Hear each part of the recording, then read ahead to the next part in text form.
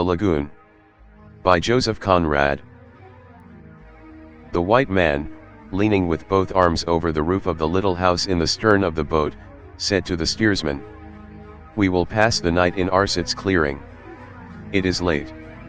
The Malay only grunted, and went on looking fixedly at the river. The white man rested his chin on his crossed arms and gazed at the wake of the boat.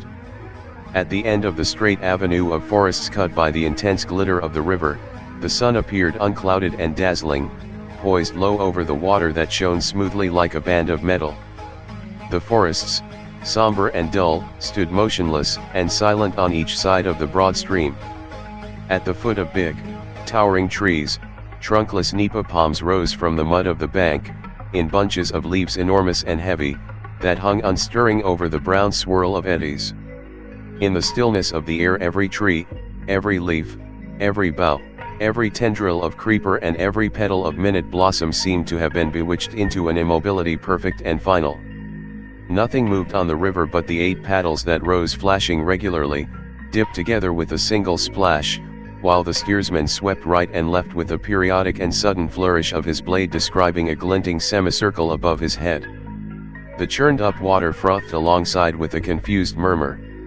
And the white man's canoe, advancing upstream in the short-lived disturbance of its own making, seemed to enter the portals of a land from which the very memory of motion had forever departed.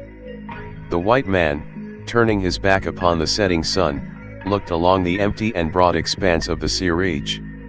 For the last 3 miles of its course the wandering, hesitating river, as if enticed irresistibly by the freedom of an open horizon, flows straight into the sea, flows straight to the east that harbors both light and darkness. Astern of the boat the repeated call of some bird, a cry discordant and feeble, skipped along over the smooth water and lost itself, before it could reach the other shore, in the breathless silence of the world. The steersman dug his paddle into the stream, and held hard with stiffened arms, his body thrown forward. The water gurgled aloud, and suddenly the long straight reach seemed to pivot on its center, the forest swung in a semicircle, and the slanting beams of sunset touched the broadside of the canoe with a fiery glow, throwing the slender and distorted shadows of its crew upon the streaked glitter of the river. The white man turned to look ahead. The course of the boat had been altered at right angles to the stream, and the carved dragon head of its prow was pointing now at a gap in the fringing bushes of the bank. It glided through, brushing the overhanging twigs, and disappeared from the river like some slim and amphibious creature leaving the water for its lair in the forests. The narrow creek was like a ditch, tortuous, fabulously deep, filled with gloom under the thin strip of pure and shining blue of the heaven. Immense trees soared up, invisible behind the festooned draperies of creepers. Here and there, near the glistening blackness of the water, a twisted root of some tall tree showed amongst the tracery of small ferns, black and dull, writhing and motionless, like an arrested snake. The short words of the paddlers reverberated loudly between the thick and somber walls of vegetation. Darkness oozed out from between the trees, through the tangled maze of the creepers, from behind the great fantastic and unstirring leaves, the darkness, mysterious and invincible, the darkness scented and poisonous of impenetrable forests. The men poled in the shoaling water. The creek broadened, opening out into a wide sweep of a stagnant lagoon. The forests receded from the marshy bank, leaving a level strip of bright green, reedy grass to frame the reflected blueness of the sky. A fleecy pink cloud drifted high above, trailing the delicate coloring of its image under the floating leaves and the silvery blossoms of the lotus. A little house, perched on high piles, appeared black in the distance. Near it, 2 tall nibong palms, that seemed to have come out of the forests in the background, leaned slightly over the ragged roof, with a suggestion of sad tenderness and care in the droop of their leafy and soaring heads. The steersman, pointing with his paddle, said, "Arsat is there. I see his canoe fast between the piles." The polers ran along the sides of the boat glancing over their shoulders at the end of the day's journey. They would have preferred to spend the night somewhere else than on this lagoon of weird aspect and ghostly reputation. Moreover, they disliked Arsat, first as a stranger, and also because he who repairs a ruined house, and dwells in it, proclaims that he is not afraid to live amongst the spirits that haunt the places abandoned by mankind. Such a man can disturb the course of fate by glances or words, while his familiar ghosts are not easy to propitiate by casual wayfarers upon whom they long to wreak the malice of their human master.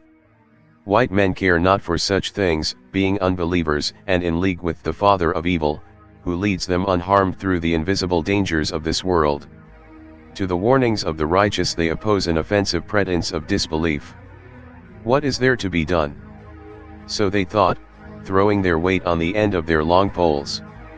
The big canoe glided on swiftly, noiselessly, and smoothly, towards Arsat's clearing, till, in a great rattling of poles thrown down, and the loud murmurs of Allah be praised, it came with a gentle knock against the crooked piles below the house. The boatmen with uplifted faces shouted discordantly, "Arsat! Oh Arsat!" Nobody came. The white man began to climb the rude ladder giving access to the bamboo platform before the house. The dragon of the boat said sulkily, "We will cook in the sampan, and sleep on the water."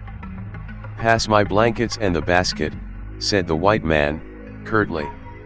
He knelt on the edge of the platform to receive the bundle. Then the boat shoved off, and the white man, standing up, confronted Arsat, who had come out through the low door of his hut.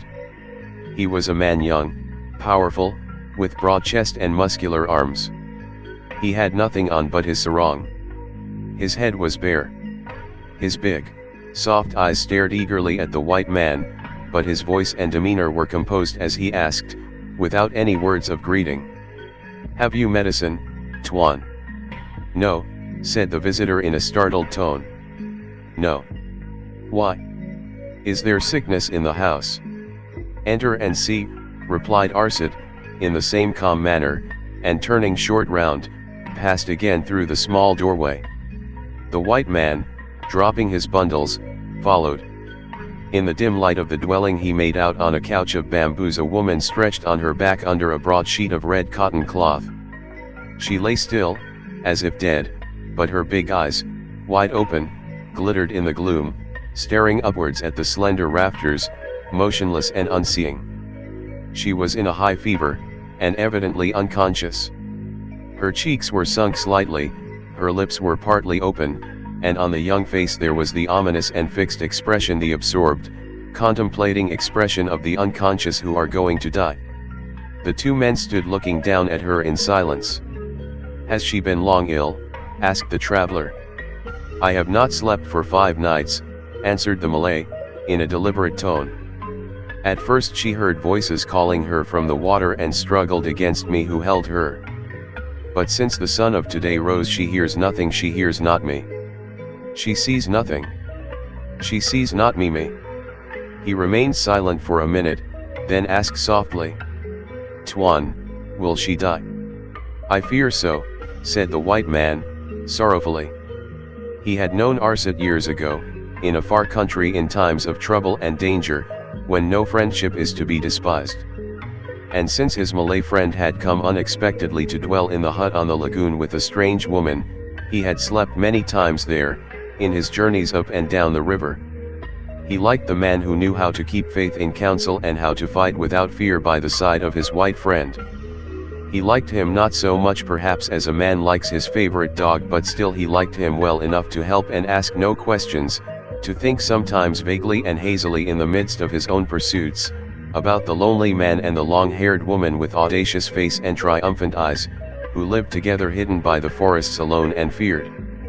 The white man came out of the hut in time to see the enormous conflagration of sunset put out by the swift and stealthy shadows that, rising like a black and impalpable vapor above the treetops, spread over the heaven, extinguishing the crimson glow of floating clouds and the red brilliance of departing daylight.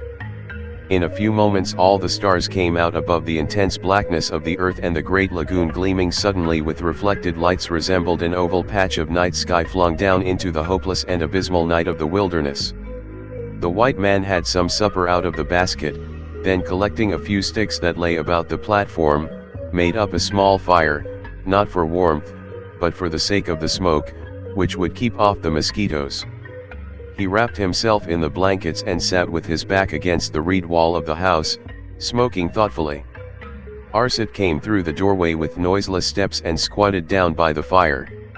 The white man moved his outstretched legs a little. "She breathes," said Arsat in a low voice, anticipating the expected question. "She breathes and burns as if with a great fire. She speaks not, she hears not and burns." He paused for a moment, then asked in a quiet, incurious tone, "Tuan, will she die?" The white man moved his shoulders uneasily and muttered in a hesitating manner, "If such is her fate." "No, Tuan," said Arsat, calmly. "If such is my fate. I hear, I see, I wait. I remember. Tuan, do you remember the old days? Do you remember my brother?" "Yes," said the white man. The Malay rose suddenly and went in. The other, sitting still outside, could hear the voice in the hut. Arsat said, "Hear me. Speak." His words were succeeded by a complete silence. "O Diamilan," he cried, suddenly.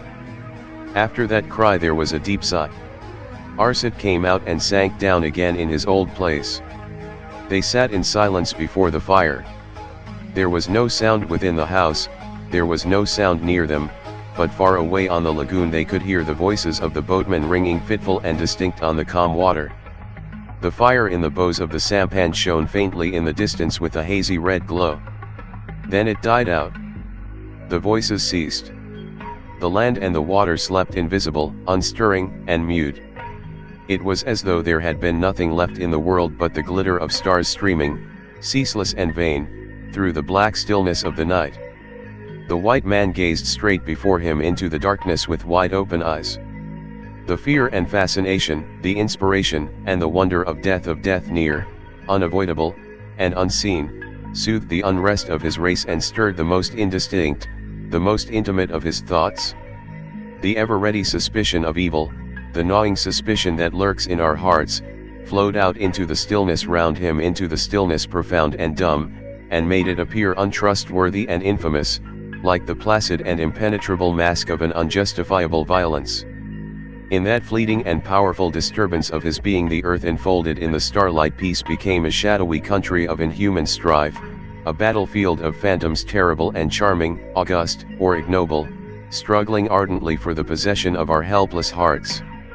An unquiet and mysterious country of inextinguishable desires and fears. A plaintive murmur rose in the night, a murmur saddening and startling, as if the great solitudes of surrounding woods had tried to whisper into his ear the wisdom of their immense and lofty indifference. Sounds hesitating and vague floated in the air round him, shaped themselves slowly into words, and at last flowed on gently in a murmuring stream of soft and monotonous sentences. He stirred like a man waking up and changed his position slightly. Arsat, motionless and shadowy, sitting with bowed head under the stars, was speaking in a low and dreamy tone. "For where can we lay down the heaviness of our trouble but in a friend's heart? A man must speak of war and of love. You, Tuan, know what war is, and you have seen me in time of danger seek death as other men seek life. A writing may be lost, a lie may be written, but what the eye has seen is truth and remains in the mind." "I remember," said the white man, quietly. Arsat went on with mournful composure. "Therefore I shall speak to you of love. Speak in the night. Speak before both night and love are gone and the eye of day looks upon my sorrow and my shame, upon my blackened face, upon my burnt-up heart." A sigh, short and faint, marked an almost imperceptible pause, and then his words flowed on, without a stir, without a gesture. "After the time of trouble and war was over and you went away from my country in the pursuit of your desires, which we, men of the islands, cannot understand, I and my brother became again, as we had been before, the sword-bearers of the ruler.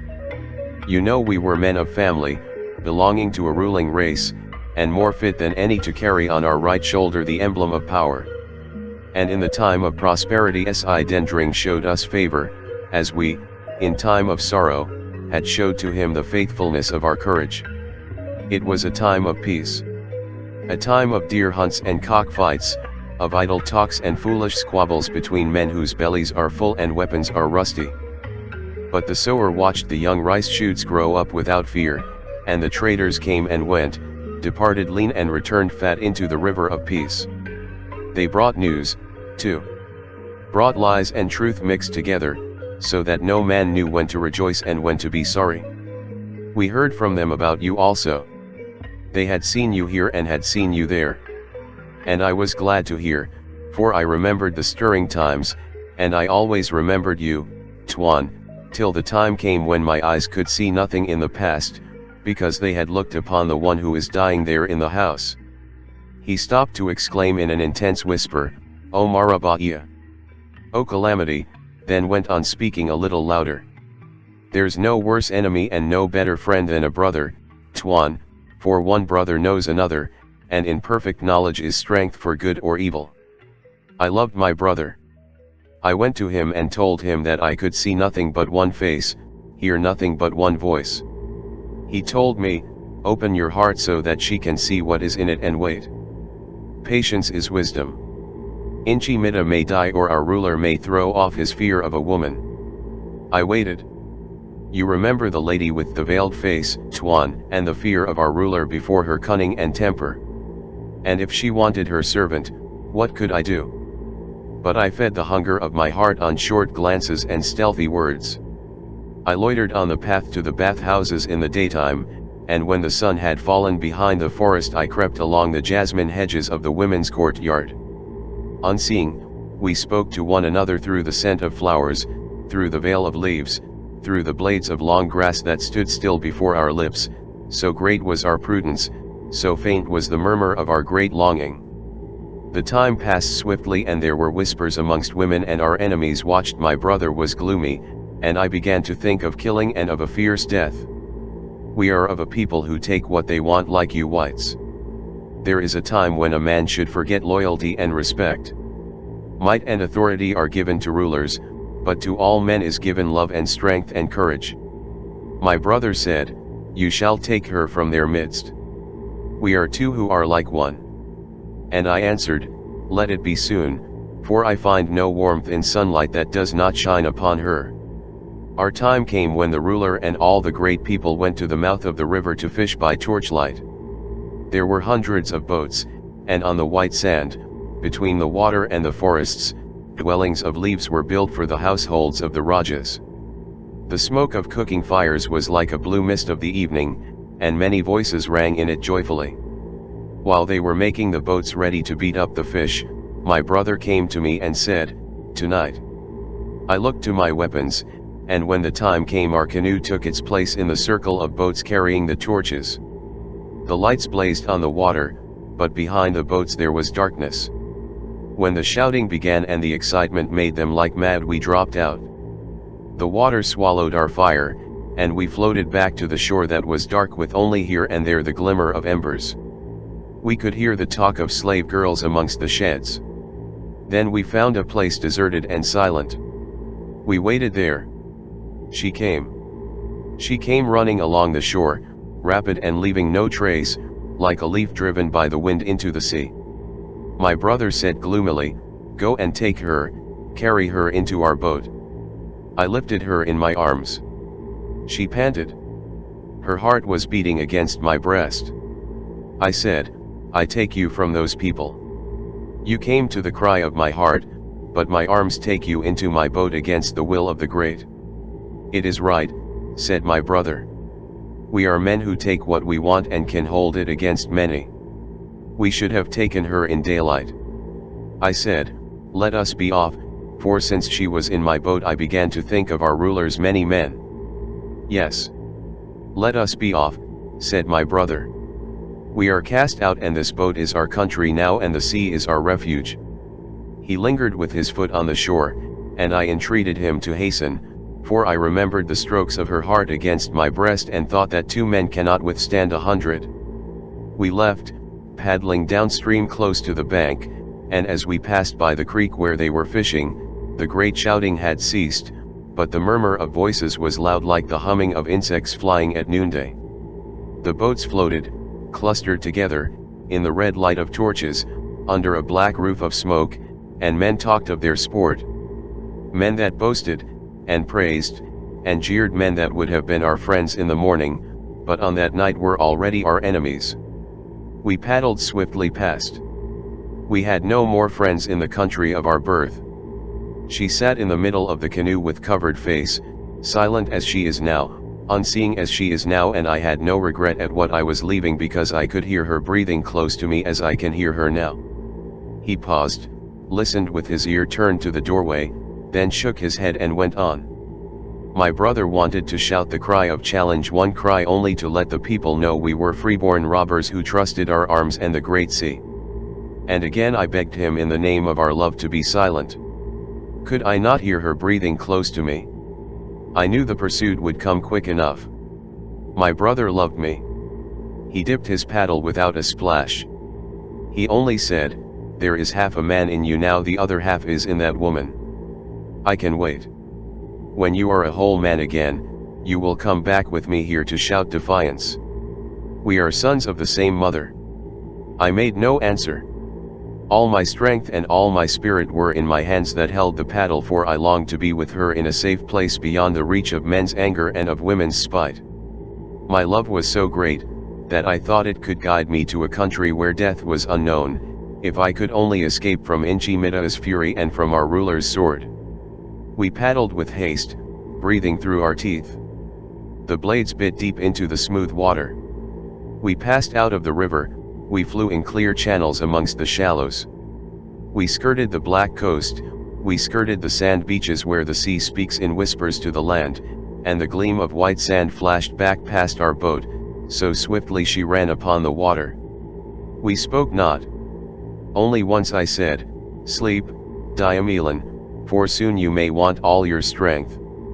I heard the sweetness of her voice, but I never turned my head. The sun rose and still we went on. Water fell from my face like rain from a cloud. We flew in the light and heat. I never looked back, but I knew that my brother's eyes, behind me, were looking steadily ahead, for the boat went as straight as a bushman's dart, when it leaves the end of the Sumpatan. There was no better paddler, no better steersman than my brother. Many times, together, we had won races in that canoe. But we never had put out our strength as we did then, when for the last time we paddled together. There was no braver or stronger man in our country than my brother. I could not spare the strength to turn my head and look at him, but every moment I heard the hiss of his breath getting louder behind me. Still he did not speak. The sun was high. The heat clung to my back like a flame of fire.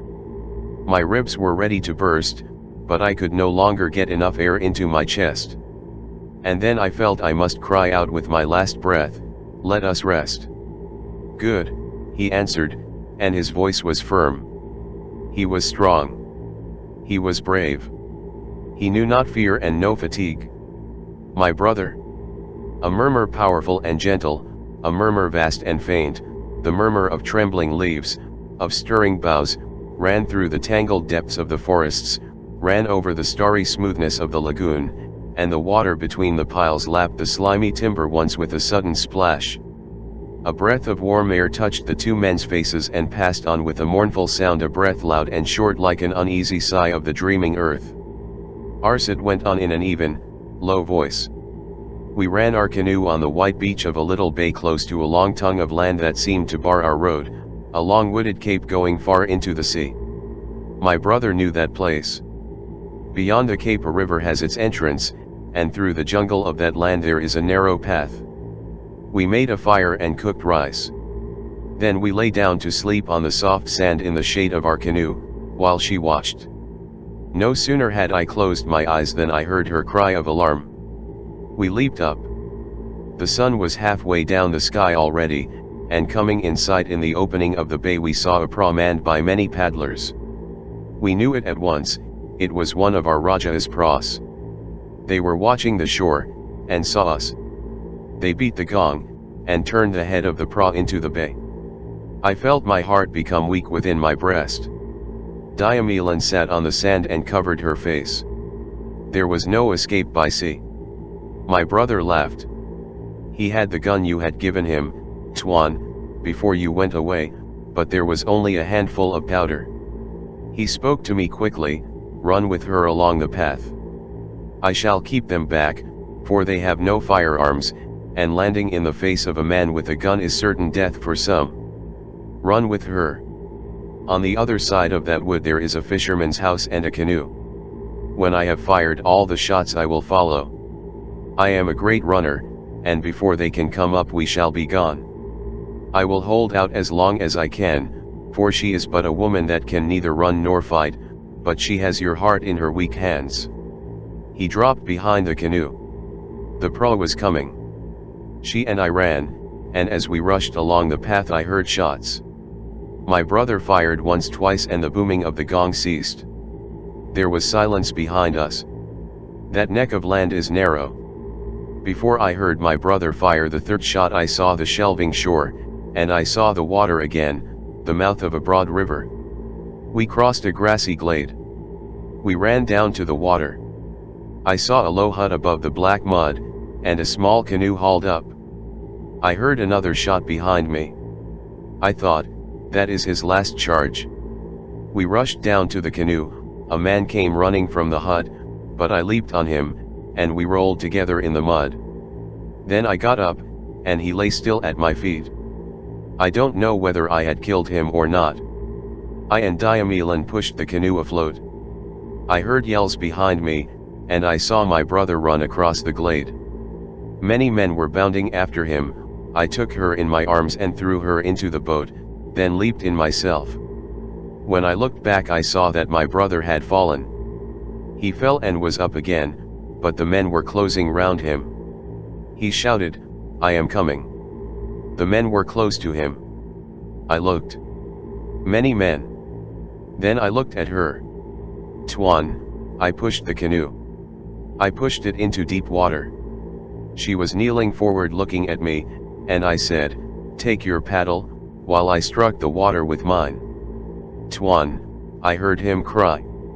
I heard him cry my name twice, and I heard voices shouting, "Kill! Strike!" I never turned back. I heard him calling my name again with a great shriek, as when life is going out together with the voice, and I never turned my head. My own name. My brother. 3 times he called, but I was not afraid of life. Was she not there in that canoe? And could I not with her find a country where death is forgotten, where death is unknown? The white man sat up. Arsat rose and stood, an indistinct and silent figure above the dying embers of the fire. Over the lagoon a mist drifting and low had crept, erasing slowly the glittering images of the stars. And now a great expanse of white vapor covered the land. It flowed cold and grey in the darkness, eddied in noiseless whirls round the tree trunks and about the platform of the house, which seemed to float upon a restless and impalpable illusion of a sea. Only far away the tops of the trees stood outlined on the twinkle of heaven, like a somber and forbidding shore, a coast deceptive, pitiless, and black. Arsat's voice vibrated loudly in the profound peace. I had her there. I had her. To get her I would have faced all mankind. But I had her, and... His words went out ringing into the empty distances. He paused, and seemed to listen to them dying away very far beyond help and beyond recall. Then he said quietly, "Tuan, I loved my brother." A breath of wind made him shiver. High above his head, high above the silent sea of mist, the drooping leaves of the palms rattled together with a mournful and expiring sound. The white man stretched his legs.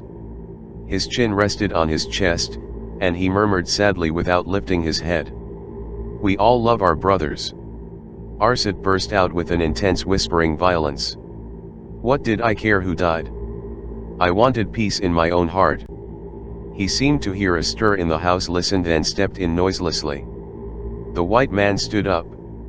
A breeze was coming in fitful puffs. The stars shone paler as if they had retreated into the frozen depths of immense space. After a chill gust of wind there were a few seconds of perfect calm and absolute silence. Then from behind the black and wavy line of the forests a column of golden light shot up into the heavens and spread over the semicircle of the eastern horizon. The sun had risen. The mist lifted, broke into drifting patches, vanished into thin flying wreaths, and the unveiled lagoon lay, polished and black, in the heavy shadows at the foot of the wall of trees. A white eagle rose over it with a slanting and ponderous flight, reached the clear sunshine and appeared dazzlingly brilliant for a moment, then soaring higher, became a dark and motionless speck before it vanished into the blue as if it had left the earth forever. The white man, standing gazing upwards before the doorway, heard in the hut a confused and broken murmur of distracted words ending with a loud groan. Suddenly Arsat stumbled out with outstretched hands, shivered, and stood still for some time with fixed eyes. Then he said, "She burns no more." Before his face the sun showed its edge above the treetops, rising steadily. The breeze freshened, a great brilliance burst upon the lagoon, sparkled on the rippling water. The forests came out of the clear shadows of the morning, became distinct, as if they had rushed nearer to stop short in a great stir of leaves, of nodding boughs, of swaying branches. In the merciless sunshine the whisper of unconscious life grew louder, speaking in an incomprehensible voice round the dumb darkness of that human sorrow. Arsat's eyes wandered slowly, then stared at the rising sun. "I can see nothing," he said half aloud to himself. "There is nothing," said the white man, moving to the edge of the platform and waving his hand to his boat. A shout came faintly over the lagoon and the sampan began to glide towards the abode of the friend of ghosts. "If you want to come with me, I will wait all the morning," said the white man, looking away upon the water. "No, Tuan," said Arsat, softly. "I shall not eat or sleep in this house, but I must first see my road. Now I can see nothing, see nothing. There is no light and no peace in the world, but there is death, death for many. We are sons of the same mother and I left him in the midst of enemies, but I am going back now." He drew a long breath and went on in a dreamy tone. "In a little while I shall see clear enough to strike. But she has died, and now darkness." He flung his arms wide open, let them fall along his body, then stood still with unmoved face and stony eyes, staring at the sun. The white man got down into his canoe. The polars ran smartly along the sides of the boat, looking over their shoulders at the beginning of a weary journey. High in the stern, his head muffled up in white rags, the dragon sat moody, letting his paddle trail in the water. The white man, leaning with both arms over the grass roof of the little cabin, looked back at the shining ripple of the boat's wake. Before the sampan passed out of the lagoon into the creek he lifted his eyes. Arsat had not moved. He stood lonely in the searching sunshine, and he looked beyond the great light of a cloudless day into the darkness of a world of illusions.